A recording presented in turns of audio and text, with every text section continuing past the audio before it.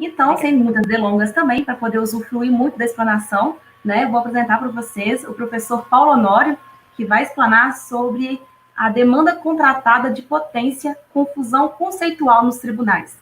Um tema também bem espinhoso, né? E o professor Paulo Honório, ele é sócio do escritório William Freire Advogados, presidente do Instituto Mineiro de Direito Tributário, nossa terra, Minas Gerais, muito bem representada, e o coordenador da pós-graduação em Direito da Mineração da Faculdade Sedim. Professor, tem a palavra, seja bem-vindo.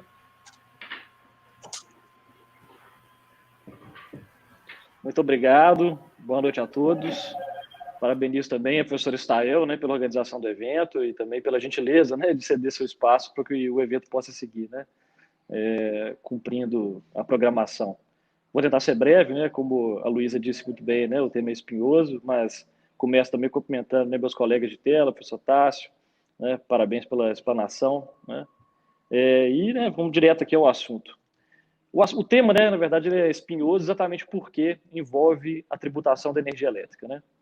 E a tributação da energia elétrica tem, né, dentro das suas particularidades, o fato de envolver, né, conceitos que, vamos dizer assim, não são usuais, né, para o aplicador da legislação tributária, para o intérprete, e também, né, é mesclado, né, o sistema tributário relativo, né, à energia elétrica, se é um direito tributário da infraestrutura, podemos dizer também, né, que é um direito tributário da energia elétrica, né, com mesclas, né, vamos dizer assim, de regulações da ANEEL, né, enfim, regulações fiscais, né, que são baseadas em normas regulatórias, típicas, né, vamos dizer assim, do setor.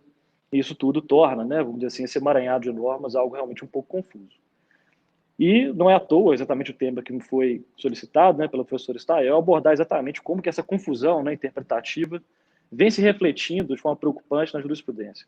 Então, temos aqui um tema, né, que é a incidência do ICMS, ou a não incidência, né, do ICMS sobre a demanda contratada de potência, mas, na verdade, né, apesar das premissas, né, que vêm sendo utilizadas nos julgamentos, né, em recurso repetitivo no STJ, agora em repercussão geral no STF, o fato é que há, sim, né, uma incidência sobre demanda de potência residual na forma como, né, as decisões têm sido proferidas, contrariamente às premissas adotadas, né. Então, a ideia aqui, né, dessa apresentação é fazer uma breve contextualização, tá, do assunto na primeira parte.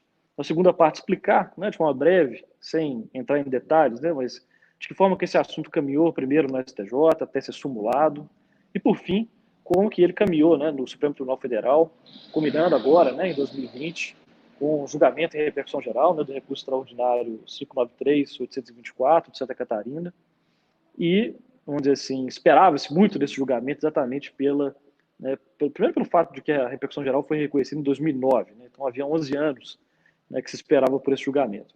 Em segundo lugar, porque esperava-se que o Supremo Tribunal Federal fosse corrigir, né, a confusão conceitual que originalmente foi instalada, né, no repetitivo do STJ e, por consequência, na súmula, né, que se originou depois. Isso não aconteceu, né? Então, na verdade, o momento, né, em que se debate reforma tributária é propício exatamente para essas reflexões, exatamente porque, se isso não for corrigido pelo Poder Judiciário, ainda há, né, a possibilidade de, eventualmente, o assunto ser endereçado do ponto de vista legislativo, né? Muito bem. Por fim, né, a quarta parte da apresentação vai ser uma conclusão, né, que vamos ver de que forma que o assunto ainda pode ser, eventualmente, né, solucionado, tanto do ponto de vista, né, judicial como do ponto de vista político. Então, uma contextualização, né, do tema de fundo. A energia elétrica, né, ela no Brasil, especialmente após 95, né, ela comporta, né, vamos dizer assim, alguns agentes, né, os agentes de geração, os agentes de transmissão, os agentes de distribuição, né, e os comercializadores, né, de energia elétrica, além, obviamente, dos consumidores, né. Os agentes, né, de distribuição, né, são dotados, né, de um conceito, né, que a legislação, né, chama de monopólio natural, né, de forma que, por exemplo, eu estou aqui em Minas Gerais, né, acho que a Luísa também, né, Luísa? Então, estamos aqui em Minas Gerais, aqui a empresa que detém o monopólio natural de distribuição é a CEMIG, né, e então significa que, por esse monopólio natural, aqueles consumidores que são considerados como consumidores cativos, né, ou sujeitos ao que a legislação chama de um ambiente de contratação regulada, eles apenas podem consumir energia elétrica distribuída pela CEMIG, né, que é o último agente, né, da cadeia da energia elétrica, né, e fica na linha de frente, né, com o consumidor. Por outro lado, né, há também aqueles consumidores que a gente chama de consumidores livres, né, que atuam no ambiente de contratação livre. Tá? Esses consumidores não estão sujeitos, né, a essa obrigatoriedade de consumir energia elétrica fornecida por essas distribuidoras, né, que detêm o monopólio natural. Tá? E esses consumidores, né, vamos dizer, cativos, né, que são obrigados a consumir a energia elétrica das suas distribuidoras locais, são objeto da nossa análise hoje. Tá? Basicamente, a legislação da ANEEL divide, né, os consumidores em dois grupos, né, o grupo A e o grupo B. Né, o grupo A são aqueles consumidores, né, que consomem energia elétrica em maior intensidade, né, demandam uma estrutura de fornecimento de energia que permita, né, uma maior tensão, né, uma maior intensidade de fornecimento. Tá? Um outro grupo, né, que são aqueles consumidores, inclusive residenciais, né, que fazem parte do grupo B, né, que são aqueles que demandam menor intensidade. No grupo A, né, pratica-se o que a gente chama de tarifa binômia, ou seja, a energia elétrica que é fornecida ela é remunerada pela distribuidora por meio de uma precificação dupla.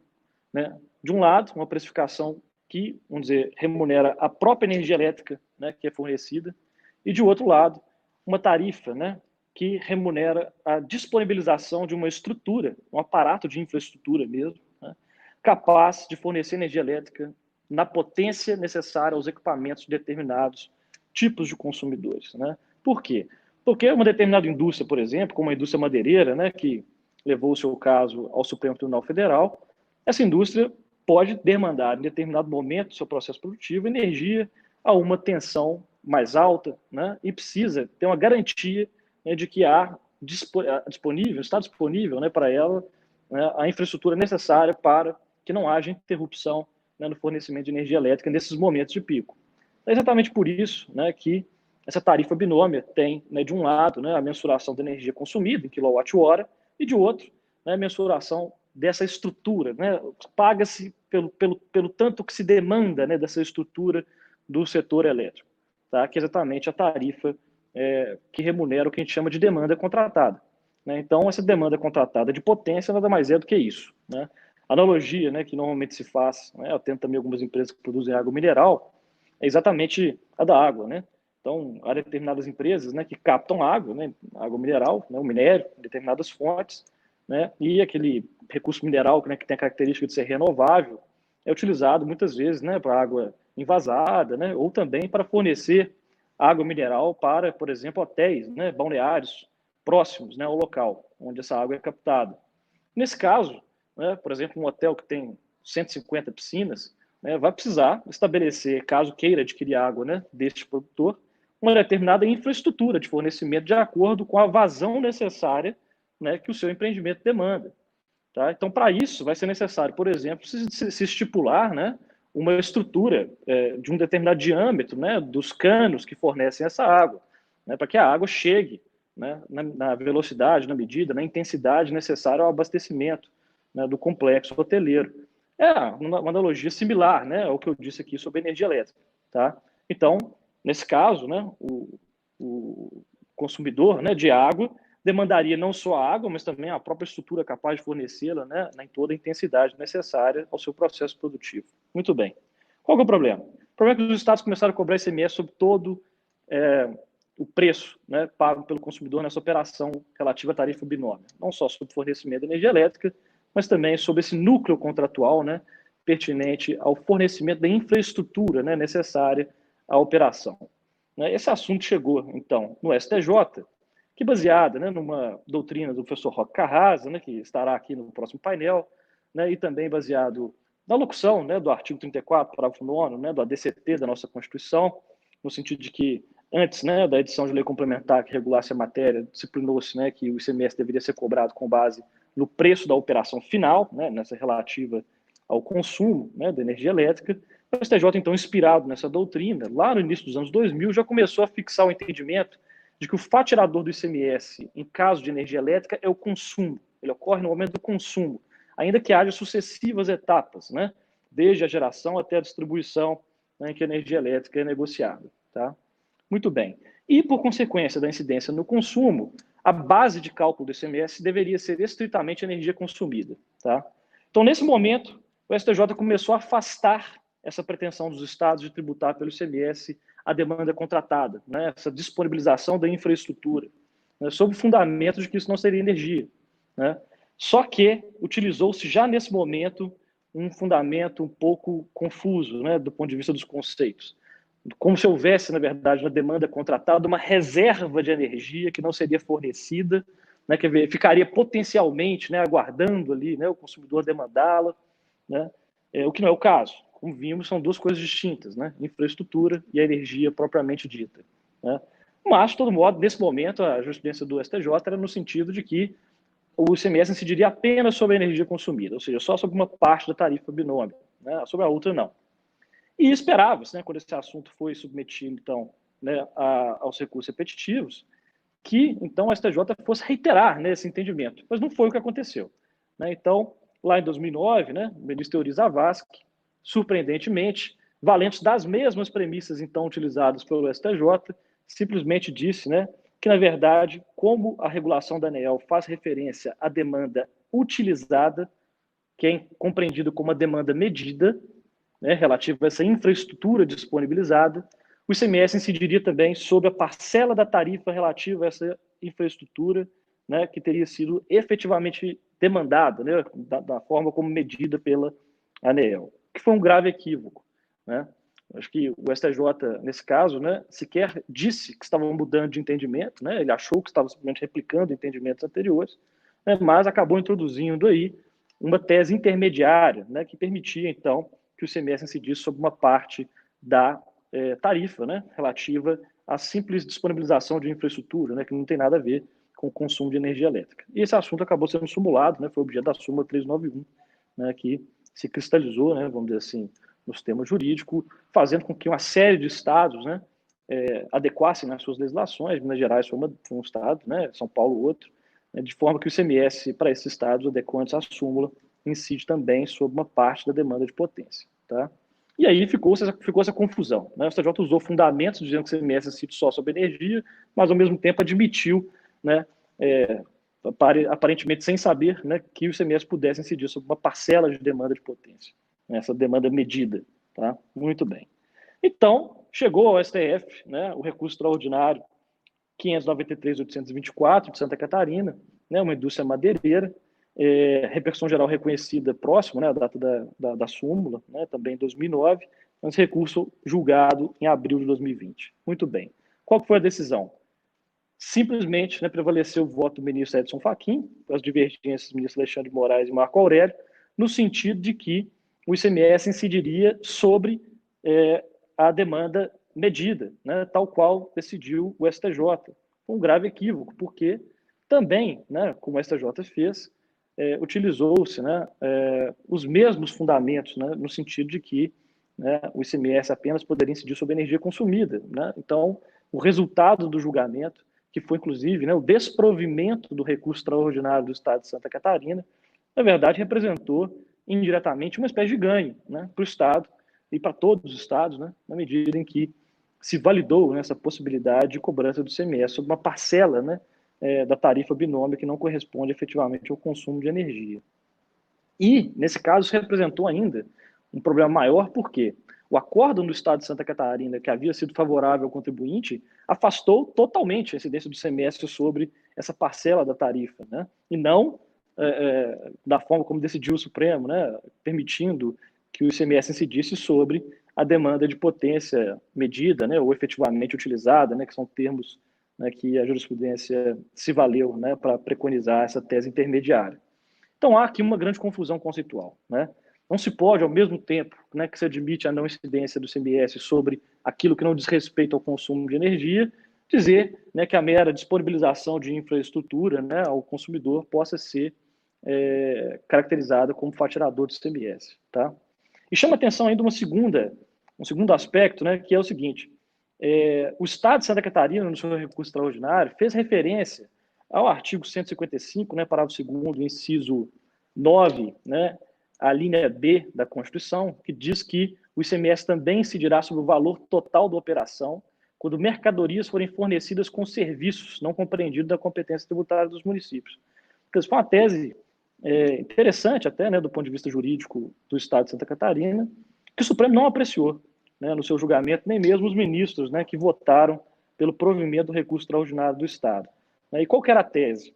A tese era, no recurso extraordinário, né, do Estado, no sentido de que essa disponibilização da infraestrutura seria um serviço, né, que estaria sendo prestado, né, ao consumidor, de forma que o valor da operação incluiria, então, a parcela, né, de fornecimento dessa mercadoria, né, que é, por ficção, assim, considerada no sistema tributário pela Constituição de 88, e também sobre o valor do serviço, né, prestado em relação a essa disponibilização de infraestrutura. Né? Curiosamente, esse assunto não foi debatido no acordo em nenhum dos votos, e nos embargos de declaração que o Estado opôs em face do acordo, ele também não arguiu novamente essa tese, parece que desistiu do tema, né, que também me parece, de fato, impertinente. Né? Como, né, mencionei naquela analogia da água mineral, não me parece que o consumidor contrate, né, um serviço de disponibilização da infraestrutura. O objeto contratado, obviamente, é simplesmente a mercadoria, né? Seja a água, no exemplo da água mineral, seja a energia, né, no exemplo aqui tratado, né, em relação à demanda contratada de potência. Tá?